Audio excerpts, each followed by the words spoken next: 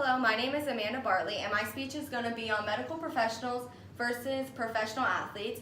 And I chose this topic because I want to work in the medical field, so this is something that I'm passionate about. So the purpose of the speech is to inform people on the unfair treatment of medical professionals versus professional athletes. And my thesis is that professional athletes should not be held at a higher standard than medical professionals because medical professionals are able to save the lives of people every day.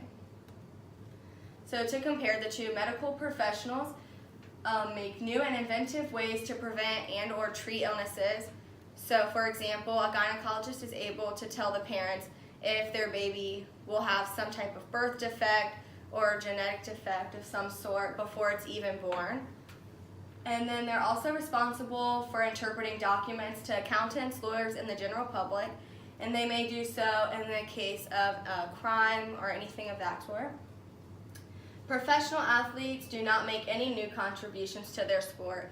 When it's game day, they're told what to do even in practices by their coaches and other players maybe that are more experienced. And then athletes are also not expected to keep their score, so to say, meaning that like doctors are responsible for interpreting documents, athletes are not responsible for that. They're just responsible for going out on the field, playing their sport, and then leaving. Medical professional schooling. So on average, it takes medical school graduates 10 years to be completely debt-free. Out of 100% of the students that graduate from medical school, 36% of those students graduate with over $200,000 worth of debt, and only 6% graduate with $50,000 to $100,000 worth of debt. Professional athletes, quoting the NCAA, the average college student graduates with $35,200 in debt. Athletic scholarships offset these costs for student athletes, meaning that most student athletes do not graduate with any debt, or if they do, it's very little in comparison to a medical school graduate. And they also get to travel across the country and even around the world for competitions. And these traveling expenses are often paid by their teams or by sponsorships from different companies.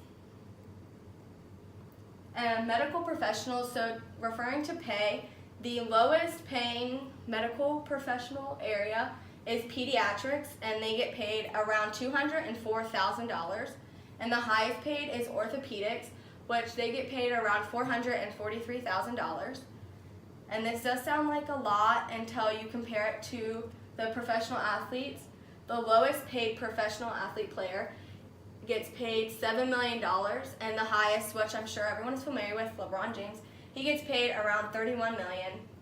And this is just for their salary, so this doesn't include brand deals or anything they might get if they have their own shoe line or anything personal. And this is my works cited. Thank you for watching my speech.